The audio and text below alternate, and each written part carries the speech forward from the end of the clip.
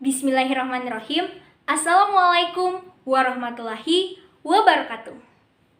Cabang genetika ilmu biologi. Objeknya DNA dan RNA. Saya ucap selamat pagi. Salam sejahtera untuk kita semua. Selamat pagi kepada Bapak Ibu juri yang saya hormati, dan selamat pagi juga kepada seluruh peserta biologi season part 9. Izinkan saya memperkenalkan diri. Nama saya Saidah Haid Nufus Fadila dari SMA Negeri 4 Kendari. Nah, sesuai dengan judul video di atas, kali ini saya akan membahas mengenai sistem gerak. Apa sih itu sistem gerak? Apakah sistem yang ada pergerakan-pergerakannya, yang ada tulang-tulangnya? Yap, betul sekali. Jadi, sistem gerak adalah sistem organ pada manusia yang berperan dalam pergerakan tubuh. Nah, sistem gerak sendiri memiliki 3 organ. Organ yang pertama adalah rangka sebagai alat gerak pasif. Yang kedua adalah otot sebagai alat gerak aktif. Yang ketiga adalah sendi sebagai alat yang menghubungkan antar tulang-tulang. Nah, sebelum memulai ke materi yang pertama, saya akan menjelaskan tujuan pembelajaran kali ini. Jadi, agar yang pertama itu peserta didik dapat mendeskripsikan pengertian sistem gerak pada tubuh manusia. Yang kedua, agar peserta didik dapat mendeskripsikan fungsi sistem gerak pada tubuh manusia. Yang ketiga adalah agar peserta didik dapat mengidentifikasi macam-macam sendi, macam-macam tulang, macam-macam otot pada tubuh manusia. Nah, yang keempat adalah agar peserta didik dapat memahami lebih lanjut sistem gerak melalui sarana alat peraga yang akan saya tampilkan. Nah, mari kita mulai ke materi yang pertama, yaitu rangka. Rangka merupakan alat gerak pasif yang tersusun atas tulang-tulang yang saling berhubungan. Fungsi rangka sendiri telah saya cakup menjadi 7 fungsi. Fungsi yang pertama adalah sebagai pemberi bentuk tubuh. Seseorang akan terlihat tinggi ataupun pendek sesuai dengan susunan rangkanya. Fungsi yang kedua adalah untuk menopang dan juga menyokong berat badan kita. Berat badan manusia ya. Biasanya itu ada pada tulang leher, tulang belakang, dan juga tulang panggul. Fungsi yang ketiga adalah sebagai tempat melekatnya otot, terutama otot lurik. Fungsi yang keempat adalah untuk melindungi organ-organ vital. Nah, contohnya itu seperti jantung, hati, lambung, dan juga otak. Nah, hal itu semua dilindungi oleh rangka yang ada di tubuh kita. Fungsi yang kelima adalah sebagai tempat pembentukan sel darah putih, sel darah merah juga, terdapat pada sumsum tulang. Dan ini prosesnya biasa disebut hemopoiesis. Fungsi yang keenam adalah sebagai tempat penyimpanan kalsium dan fosfor. Kalsium itu untuk kontraksi otot dan pembekuan darah, sedangkan fosfor itu adalah untuk pembentukan ATP. Fungsi yang terakhir atau fungsi yang ketujuh adalah sebagai tempat penyimpanan energi, yaitu simpanan lemak di bagian sumsum kuning. Kita lanjut saja. Rangka sendiri berdasarkan letaknya dibagi jadi 2, yaitu rangka aksial dan rangka apendikular. Rangka aksial berada pada sumbu tubuh dan jumlahnya itu ada 80 buah tulang. Ini dia fotonya. Oke, dari foto ini kita dapat lihat bahwa rangka aksial itu terdiri dari tulang tengkorak, tulang rusuk, tulang dada, tulang telinga dalam, tulang hyoid, dan tulang belakang. Nah, yang kedua adalah rangka apendikular. Rangka apendikular sendiri itu bukan di sumbu tubuh, tapi di sekitaran sumbu tubuh. Nah, ini dia fotonya. Rangka apendikular berjumlah 126 buah tulang yang terletak di bagian kanan dan kiri sumbu tubuh. Jumlah tulangnya itu juga sepasang.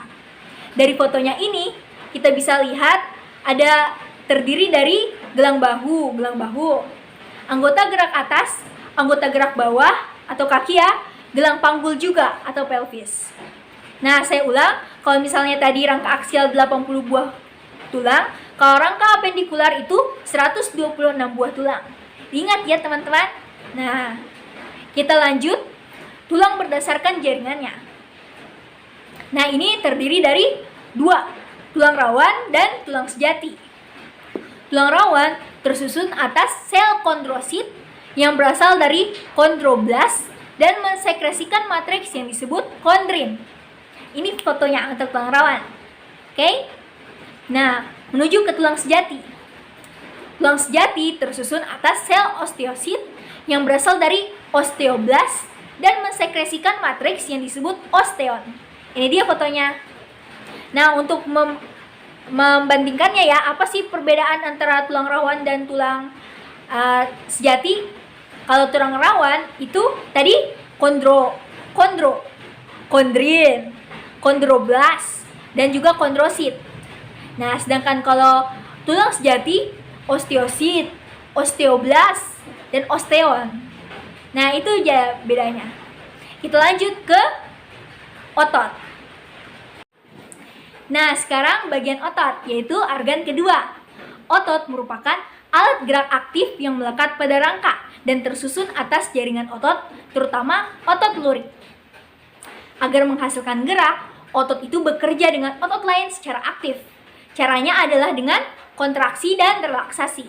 Kontraksi itu adalah keadaan saat otot memendek, dan relaksasi itu keadaan saat otot memanjang. Nah, gerak antar otot terbagi menjadi dua ya. Yang pertama adalah gerak sinergis. Gerak sinergis adalah gerak dua buah otot yang sama arahnya, dalam artian saling menunjang satu sama lain. Nah, saling menunjang satu sama lain. Contohnya itu adalah otot-otot pada tulang rusuk. Yang kedua adalah gerak antagonis, yaitu gerak dua buah otot yang saling berlawanan arah. Contohnya adalah otot tricep dan otot bicep, ya. Seperti yang kita tahu, otot bicep dan otot tricep. Nah, sekarang kita lanjut ke organ yang ketiga, yaitu sendi atau persendian. Sendi atau persendian, biasa juga disebut artikulasi. Pengertian sendi adalah hubungan antar tulang yang memungkinkan terjadinya gerakan.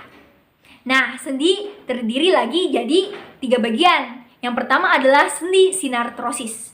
Yang kedua, sendi amfiartrosis. Dan yang ketiga adalah sendi diartrosis. Sendi sinartrosis biasa juga disebut sendi mati. Kenapa? Karena persendian ini tidak memungkinkan terjadinya gerakan. Jadi itu sama sekali tidak bisa bergerak. Nah, sendi sinartrosis terbagi lagi menjadi 2 bagian.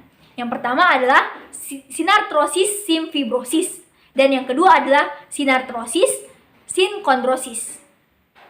Salah satu contoh dari sendi sinartrosis ini adalah ada pada di tulang tengkorak, di mana fungsi sendi di sini hanya sebagai penghubung antar kedua tulang dan tidak memungkinkan terjadinya gerakan. Oke? Selanjutnya adalah sendi amfiartrosis. Sendi amfiartrosis adalah persendian yang memungkinkan terjadinya gerakan, tapi hanya sedikit. Ini dikarenakan pergerakannya itu sangat terbatas dikarenakan adanya tekanan. Nah, sendi amfiartrosis terbagi lagi menjadi 3 bagian, yaitu amfiartrosis simfisis. Yang pertama ya, yang kedua itu amfiartrosis sindemosis, dan yang ketiga adalah amfiartrosis gomposis. Salah satu contoh dari sendi amfiartrosis ada di bagian antara tulang besi dan tulang kering ya. Di bagian sini tulang besi dan tulang kering. Saya akan cantumkan fotonya. Dan yang terakhir ini adalah sendi diartrosis. Mungkin teman-teman ini sudah banyak yang mengetahui dan mengenal sendi ini karena telah diajarkan di sekolah menengah pertama atau SMP ya. Mari kita ulas kembali. Nah, sendi diartrosis adalah persendian yang memungkinkan terjadinya banyak gerakan. Jadi gerakannya itu lebih leluasa atau dapat bergerak secara bebas. Nah, di sini sendi diartrosis ini ada 6 macam, yaitu yang pertama ada sendi peluru, ada sendi pelana, ada sendi engsel, ada sendi putar, ada sendi geser atau biasa juga disebut sendi luncur, dan yang terakhir adalah sendi elipsoid atau kondiloid. Yang terakhir ini agak cukup sulit diucapkan, tapi pasti bisa. Nah, kita mulai dari sendi peluru terlebih dahulu. Sendi peluru dapat bergerak ke segala arah dan memiliki 3 poros. Saya akan cantumkan fotonya. Dan contoh dari sendi peluru adalah antar gelang bahu dan tulang lengan atas. Jadi, gelang bahu dan lengan atas. Oke, jadi bagian sini. Nah, yang kedua adalah sendi pelana. Sendi pelana dapat bergerak seperti pelana kuda dan arahnya itu kedua arah saja. Hanya dua ya. Dan fotonya akan saya tampilkan. Dan juga ini sendi pelana memiliki dua poros. Contoh sendi pelana ada di antara telapak tangan dan ruas ibu jari. Telapak tangan dan ruas ibu jari ya, yang ini. Ya, yang ketiga adalah sendi engsel. Sendi engsel bergerak seperti engsel pintu, yang itu ke satu arah saja ya, satu arah. Dan memiliki satu poros juga. Sendi engsel itu terdapat pada siku. Lutut juga sendi engsel. Dan antar ruas jari juga sendi engsel. Nah, yang keempat adalah sendi putar. Sendi putar dapat bergerak secara rotasi atau berputar. Sendi putar memiliki satu poros, yaitu ya di tengah. Dan contoh untuk sendi putar adalah ada di antara tulang hasta dan tulang pengumpil. Nah, contoh fotonya akan saya tunjukkan di sini. Yang kelima adalah sendi geser atau sendi luncur. Sendi ini bergerak secara rotasi pada bidang datar dan tidak mempunyai poros. Contoh dari sendi geser adalah antar tulang belikat dan tulang selangka. Nah, akan saya kasih foto. Dan yang terakhir adalah sendi elipsoid atau kondyloid. Yes, saya akhirnya bisa mengucapkannya. Dan sendi ini dapat bergerak ke depan, ke belakang, dan ke samping, yang artinya ini bergerak ke tiga arah. Sendi ini memiliki dua poros. Untuk contoh sendinya ada pada pergelangan tangan dan ruas jari. Ya. Kasih foto juga. Nah, ini adalah alat peraga yang saya buat untuk sistem gerak kali ini. Ini merupakan sendi gerak pada tangan. Saya buat menggunakan kertas karton, sedotan, dan juga benang wol. Alat peraga ini dapat mengangkat sebuah benda. Nah, mari kita buktikan. Di sini ada bekas dari buah-buahan.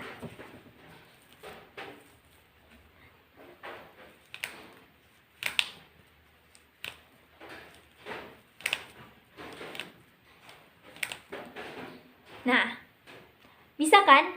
Nah, ketika saya selepas benangnya dari tarikan saya, maka bendanya akan terjatuh. Nah, sekarang saya akan menjelaskan mengapa bisa terjadi, mengapa bisa alat peraga ini mengambil sebuah benda.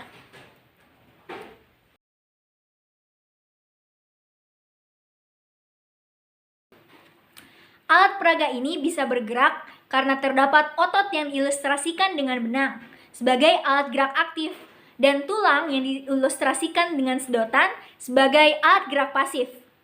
Untuk menggerakkan alat peraga ini adalah dengan cara menarik semua benangnya sehingga tulang-tulang jarinya semakin menekuk. Selain ada otot dan tulang, alat peraga ini bisa menekuk dikarenakan pada setiap ruas jari diberi potongan. Semakin luas potongan yang saya buat pada sedotan ini, maka tulang jari itu bisa semakin menekuk dan juga sebaliknya.